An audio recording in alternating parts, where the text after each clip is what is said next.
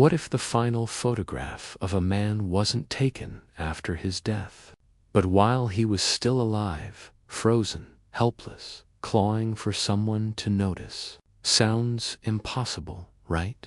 But in 1862, a package showed up at the Boston Medical Society that would leave doctors speechless. No name, no return address, just a plain parcel wrapped in brown paper. Inside was a coffin portrait. A young man, pale and still, laid out with folded hands, looking exactly like every other Victorian mourning photo. But then one detail stopped Dr. Samuel Hayes cold. Scratched faintly into the image itself were tiny marks, lines that looked eerily like fingernails, clawing from inside the photograph, and with it came a single note: Thomas Copeland, died February 28, 1861, Millbrook, Massachusetts. May God forgive what I have done. It was signed by Dr. Frederick Copeland, a respected physician who had vanished months earlier, whispered to have dabbled in strange experiments, and implicated in his own brother's death. That photograph was hidden away in the archives, sealed for nearly a century. Nobody spoke of it again. Not until 1963, when workers renovating the building uncovered a hidden compartment. Inside were Frederick's journals, letters, and worse, more photographs. All of them scratched with the same desperate marks. So who were the Copeland brothers? And what horrifying truth was buried in that basement laboratory? Let's go back. Millbrook, Massachusetts, 1861. A quiet New England town. White, clapboard houses, mills, farms. Just 30 miles from Boston, but a world away. The Civil War raged across the country, and even here, families worried as sons marched off to fight. Dr. Frederick Copeland had come to Millbrook in 1859, tall, thin, with intense eyes that made people uneasy. He left Boston's hospitals for small-town practice. With him came his younger brother, Thomas, a kind, gentle 26-year-old who suffered from epilepsy. Now back then, epilepsy wasn't understood. People whispered about curses and weakness, but Frederick defended his brother. Thomas worked in the practice, kept patient records, grew herbs in the garden, and was beloved by the townsfolk, especially children, who adored his knowledge of plants. At first, everything seemed normal. Frederick's practice thrived. But as Thomas's seizures grew more violent, something in Frederick began to shift. By winter of 1860, desperation consumed him. The experiments begin. Frederick devoured European medical journals, convinced a cure was within reach. He turned his cellar into a laboratory. Shelves of glass bottles, mice in cages, the sharp stench of plant extracts filling the air. It started simple: willow bark, foxglove, sedatives. But quickly he escalated to dangerous territory: belladonna, water hemlock, deadly nightshade. He believed these poisons, given in just the right dose, could silence the electrical storms inside Thomas's brain. And Thomas, he agreed. He trusted his brother. He was willing to risk anything for a chance at relief. At first, the journals were careful, clinical. But as weeks passed, Frederick's handwriting grew frenzied. He wrote of sacrifices worth making, necessary risks. The line between medicine and madness blurred. February 27, 1861, that morning, Thomas suffered one of his worst seizures yet. Frederick, sleep-deprived and obsessed, decided the moment had come. He prepared his strongest formula, a cocktail of belladonna rye fungus from Salem, and water hemlock from the swamps. Months of work, and he was convinced this was the cure. But instead of testing a cautious dose, he gave his brother nearly 3 times the amount. The effect was immediate. The seizure stopped, but Thomas went rigid. His skin turned ghostly. His breathing slowed to almost nothing. His pupils fixed in place. He looked dead, but wasn't. Frederick worked frantically through the night. Stimulants, hot, even crude electric shocks with a galvanic device. Nothing. By dawn, Thomas was still silent, unmoving. Alive, dead. Frederick couldn't tell. The cover of panic set in. Frederick couldn't confess. He couldn't risk prison or the destruction of his name, so he declared his brother dead of natural causes. But this was a small town. People expected to see the body, to grieve. Frederick painted color into Thomas's cheeks, adjusted his limbs, staged a peaceful look. On March 2nd, the funeral was held. A pine coffin, a quiet corner of the cemetery where Thomas once walked. Half the town gathered. They saw a brother steadying himself, giving a short eulogy about courage and suffering. They thought he was brave, but inside, Frederick was crumbling. He had buried not just his brother, but the truth. The chilling question for decades, the journals, the photographs, and the scratched images lay hidden.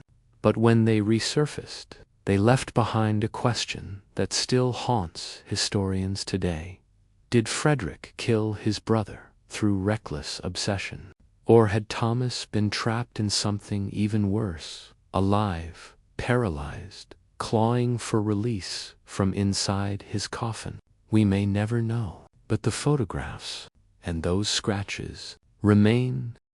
Have you ever wondered what it would be like to stare at a photograph and realize the person inside might have still been alive when it was taken? That's exactly the nightmare Dr. Frederick Copeland faced in 1861. It was Reverend Hartwell who first suggested a post-mortem portrait of Thomas, a common practice at the time. Photography was expensive, and for many families, that single image was the only memory they'd ever have of their loved one. Frederick resisted. He was terrified. What if the camera captured something he couldn't explain? But in a town like Millbrook, refusing would raise questions. So, reluctantly, he agreed. The photographer, Samuel Morrison, was a traveling professional who visited Millbrook once a month. He had experience, dozens of portraits of the dead all across Massachusetts and Vermont. He knew how to pose bodies, soften shadows, and make death look peaceful.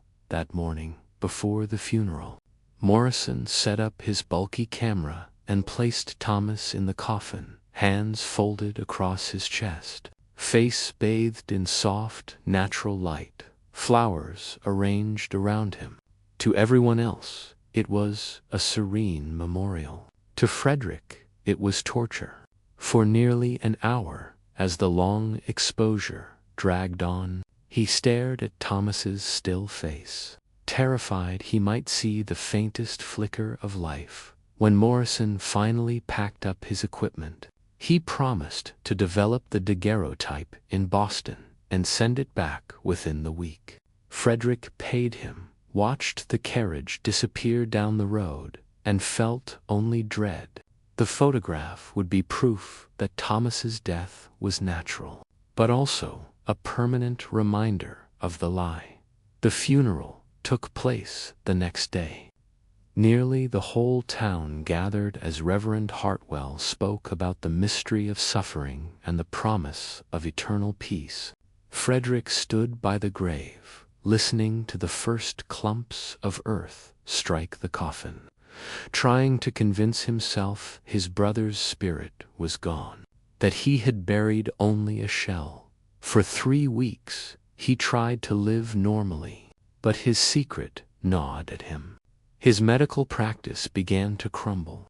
Nights were worse. Even with laudanum, he dreamed of Thomas clawing from beneath the soil. Then, on March 21st, the daguerreotype arrived by mail. Morrison's work was beautiful, clear, delicate, capturing Thomas as if he were only sleeping. Frederick studied it for hours, until he noticed something that made his blood run cold. At the edges of Thomas's fingernails were faint marks. At first, he told himself they were just flaws in the image, tricks of the light. But with a magnifying glass, the truth was undeniable. Scratches, tiny claw marks in the coffin wood, even faint tears in the satin lining near Thomas's head. The horror hit him all at once. Had Thomas not been dead at all? Had his concoction simply placed him in a coma so deep it mimicked death? And if so, had his brother awakened in the coffin, buried alive? Frederick couldn't sleep that night. The next day, his decision was made. He had to know the truth. On March 23rd, under a moonless sky, Frederick crept to the cemetery with a shovel and lantern. The graveyard was silent, guarded by centuries-old oaks.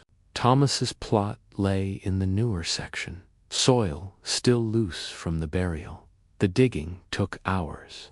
Sweat soaked his clothes. Every scrape of the shovel seemed to echo in the night. Finally, wood. He cleared the earth, pried open the coffin lid, and raised his lantern. What he saw destroyed him. Thomas wasn't lying peacefully anymore. His arms were raised, fingers bent into claws, as if he had tried to push the coffin open. The satin lining was shredded, his fingernails torn, bloody, splintered with bits of pine lodged beneath them. And then the worst of it, carved into the wood itself, with broken nails, or perhaps the clasp of his vest, were words. Most were illegible scratches, but one was painfully clear. "Fred, help." Frederick collapsed, sick with grief. He hadn't just killed his brother. He had condemned him to the most horrifying death imaginable, awake, trapped, suffocating in darkness, clawing for his life. But the nightmare didn't end there. As Frederick pored over his old journals, he realized this might not have been the first time. Martha Henley, an elderly patient; James Whitfield, a farmer; 16-year-old Sarah Mills, a Civil War veteran named Timothy Watson. All had died suddenly under his experimental treatments. He had told himself it was their illnesses. But now he recognized the pattern. Rigid limbs, shallow pulse, coma, mistaken for death. It hit him like a hammer. Thomas may not have been the only one buried alive. There could have been more. The guilt unhinged him. Frederick stopped sleeping, plagued by nightmares of his patients clawing their way out of the ground. His practice collapsed. He became paranoid, jumpy, half-mad with the weight of what he'd done, and the town of Millbrook began to whisper about the once promising doctor whose eyes now carried a haunted look, as if he had seen something so terrible no man should ever see. What drives a respected doctor to slowly unravel until his own mind becomes the deadliest threat to everyone around him? By the spring of 1861, patients in Millbrook began noticing something strange about Dr. Frederick Copeland. He wasn't the calm, steady physician they once trusted. He seemed distracted, nervous. In the middle of examinations, he'd drift off, staring blankly out the window, or suddenly ask his patients unsettling questions about their families, and even their burial wishes. His clothes grew disheveled. his face hollow, and he developed a disturbing new habits, scrubbing his hands over and over, as if he could wash away blood no one else could see. Paranoia consumed him. Frederick was convinced the entire town suspected him. Conversations sounded like veiled accusations. Glances felt like silent judgments. When children played in the cemetery near his brother Thomas's grave, he swore they were looking for signs that the coffin had been disturbed. Even the gentle concern of Reverend Hartwell during Sunday service sounded, to Frederick, like a hidden threat. Then came the breaking point. In June, a visitor arrived, Dr. Samuel Hayes of the Boston Medical Society. Hayes was there to discuss Frederick's membership application, an honor that could have launched his career. At first, the meeting was cordial. Hayes praised Frederick's research on plant-based treatments for nervous disorders. But the moment he pressed for details, Frederick snapped. He became defensive. He insisted it was all theory, nothing more. No human testing. No experiments. Hayes, confused by the outburst, tried to calm him. But Frederick abruptly ended the conversation and ordered him out of the house that night. Frederick knew his time was up. He spent the entire night at his desk, pouring out a confession that would stretch nearly 30 pages. Every crime, every lie, every patient who might have suffered because of him. He admitted that Thomas hadn't been the only one. The vulnerable, the desperate, those who had no one to question. A sudden death had become his silent test subjects. He described how he timed his experimental treatments to coincide with the final stages of illness, making death look like a natural decline. How he disguised drug-induced comas as strokes, heart failure, or complications from existing conditions. And worst of all, he admitted that some of these people might have been buried alive. The fingernail damage, the torn clothing, the subtle changes in body position. Details he had once dismissed, but now understood for what they truly were. Frederick detailed his methods, his plant compounds, the careful notes he kept hidden behind a false bookshelf, alongside samples of his deadly extracts. And when the confession was done, he sealed it away in a metal box, along with his notes and the haunting daguerreotype of Thomas. He hid the box behind a false wall in his basement, leaving only cryptic clues in letters to Reverend Hartwell and the Boston Medical Society, and then he disappeared. On June 15, 1861, Frederick Copeland fled Millbrook. He left a brief note claiming grief over his brother's death forced him to leave his practice behind. To the town, his sudden departure was baffling. Some whispered about gambling debts, others about affairs, or even secret military service. But no one suspected the truth. His home stood empty until unpaid taxes forced its sale. And it wasn't until renovations began that workers uncovered his hidden laboratory. And the sealed confession, the shock, was immediate. The box exposed not only Frederick's guilt, but also the possibility that at least 3 of his patients had indeed been buried alive. Martha Henley's exhumed body showed the same desperate scratches found in Thomas's coffin. The revelation shook the entire medical community. Frederick hadn't been working alone. His letters revealed a loose network of doctors across New England, men dabbling in experimental treatments with little regard for human life. Some careers were destroyed. New ethical guidelines were drafted, but the damage was already done. Meanwhile, Frederick himself became one of Massachusetts' most hunted fugitives. Local sheriffs Federal marshals, even the Pinkertons, joined the chase. But the Civil War had just begun, and the chaos made it easy for a doctor with new papers to vanish. Sightings trickled in from across the country. A mining camp in California, a field hospital in Virginia, a frontier town in Oregon. Each time investigators closed in, he slipped away. His medical training made him nearly invisible everywhere he went. He could simply present himself as a healer, and communities welcomed him with open arms. But disturbing rumors followed him. Reports of sudden deaths after experimental treatments. Patients who fit the same profile, vulnerable, desperate, and isolated. It seemed Frederick's dark work might have continued long after.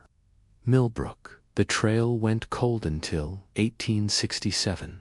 That year, during church renovations in Springfield, workers uncovered another hidden stash of Frederick's documents, notes, letters, and photographs. Dozens of them, images of his victims. Some posed to look dead, others showing subtle, horrifying signs that they were still alive when photographed. Some bore scratches, torn clothing, twisted limbs, evidence of their desperate struggle. It was undeniable. Frederick hadn't just killed in Millbrook.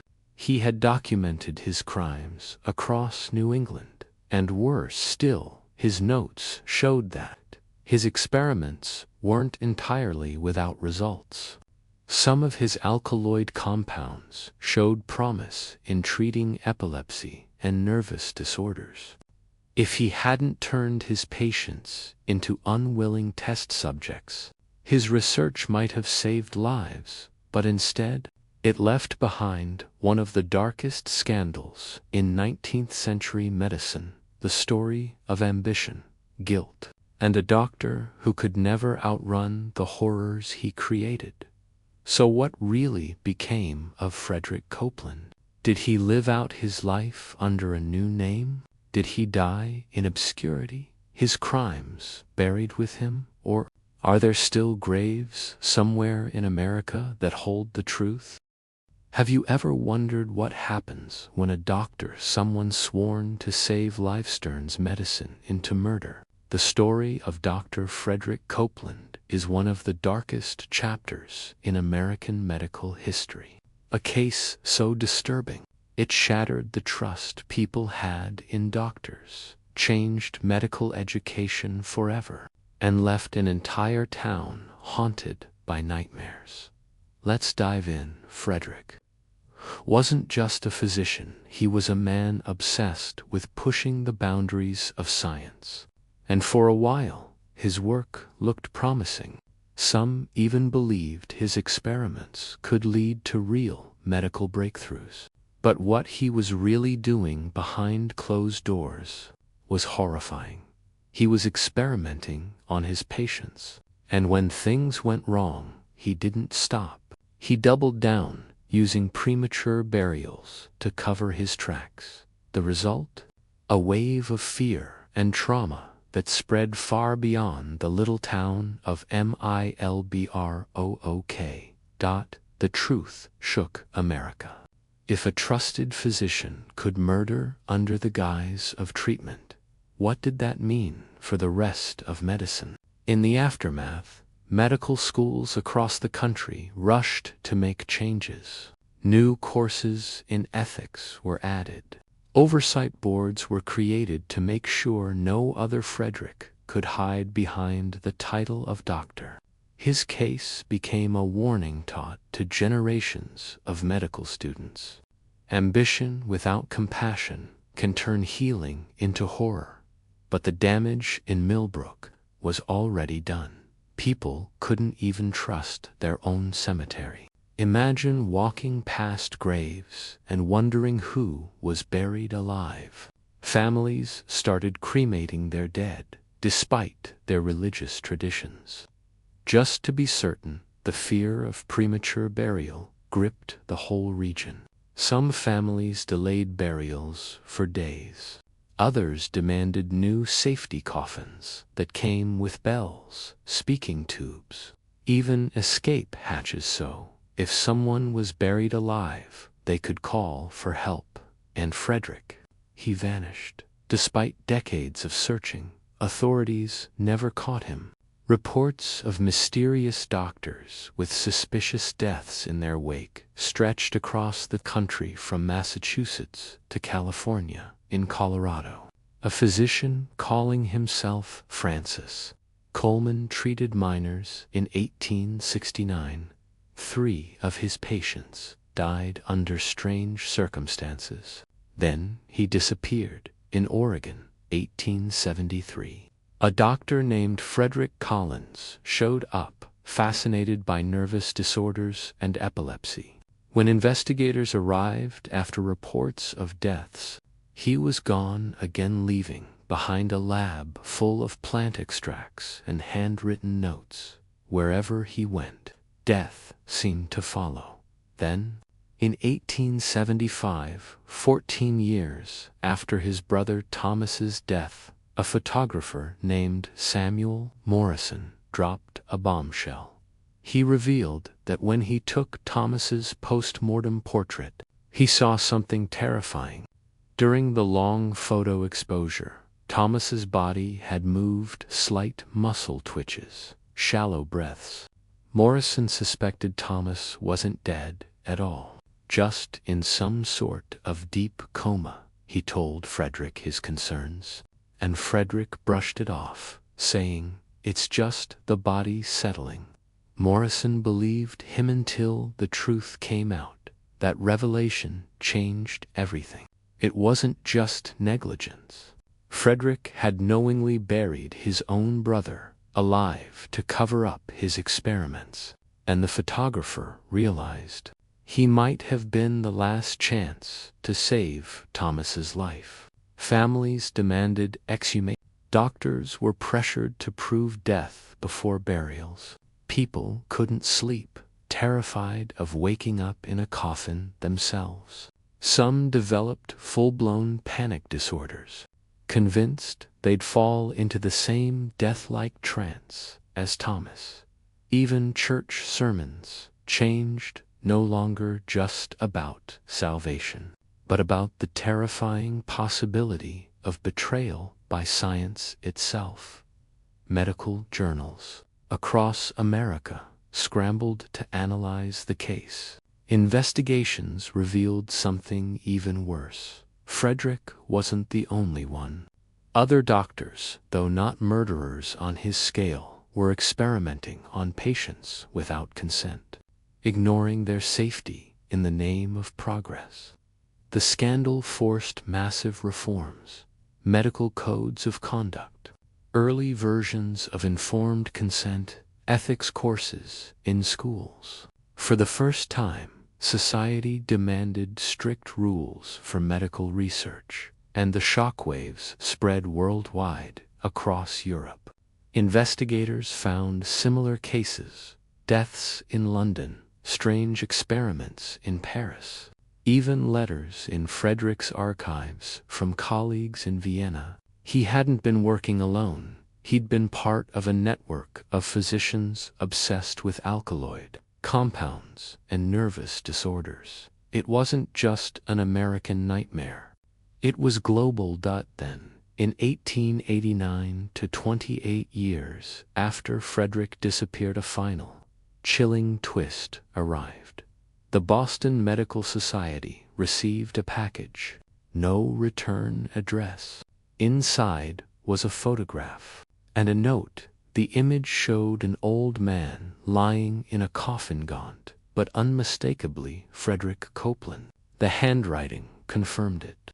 The note read, "The final subject of my research. May God have mercy on my soul, and may my victims find peace in death. The experiments are complete." It was signed simply, Winter, 1889. Experts who studied the photo noticed something strange. Just like Thomas's portrait decades earlier, tiny signs of movement, breathing. Was Frederick even dead in his final photograph? Or had he turned the experiment on himself? The vial of crystalline powder in the package suggested he had perfected his formulan alkaloid capable of inducing a reversible death-like state. After decades of running, he may have finally tested it on his own body. The case became legend. Books, plays, newspaper serials retelling the nightmare of the doctor who photographed the living as if they were dead. But beneath the horror, something important came out of it: modern medical ethics. The protections we now take for granted, consent, oversight, patient rights, trace back, in part, to Frederick Copeland's reign of terror. Millbrook eventually healed, but it never forgot. The cemetery became a pilgrimage site. A memorial was raised in 1901 for the victims, a reminder carved in stone: science must never abandon compassion, because when it does, healers can become monsters. So what do you think? Was Frederick's final experiment truly his own death? Or is there still more hidden in the shadows of medical history? Drop your theories in the comments. If this story gave you chills, make sure to like, share, and subscribe. And whatever you do, don't miss what's coming next.